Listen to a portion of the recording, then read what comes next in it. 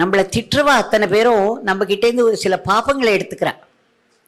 நம்மளை புகழறவா அவகிட்ட தான் நம்ம ஜாக்கிரதையாக இருக்கணும். நம்ம ரொம்ப கஷ்டப்பட்டு ஒரு புண்ணியம் பண்ணியிருப்போம், அதை வந்து டக்குன்னு நம்மளை புகழ்ந்துட்டு எடுத்துன்னு போயிடுவான். இது இந்த கான்ஸ்டன்ட் எக்ஸ்சேஞ்ச் நடந்துட்டு இருக்கு.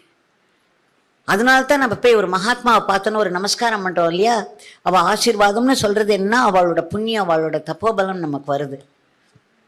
நம்மளுடைய பாப்பம் அவளுக்கு போகிறது. புரியுதா? அந்த மாதிரி அது வந்து அது தனி ஒரு நிலை. ஆனால் சாதாரணமாகவே மக்களுக்கு நடுவில் நம்ம யாரெல்லாம் வந்து ஒருத்தர் கையை பிடிச்சோன்னு வச்சுக்கோங்க, ஒருத்தர் கையை பிடிக்கிறது, தொடர்றது, அவளை கட்டிக்கிறது, இதெல்லாம் ஹிந்து இதில் கிடையவே கிடையாது.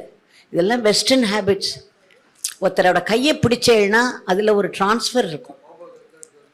அவளோட சில வேண்டாத விஷயங்கள் நமக்கு வரலாம், இல்லை வேணுங்கிற விஷயங்களும் வரலாம். அவள் எப்படி இருக்காங்கிறத பொறுத்து இருக்கு. நமக்கு தெரியாது அவள் எப்படி இருக்கா.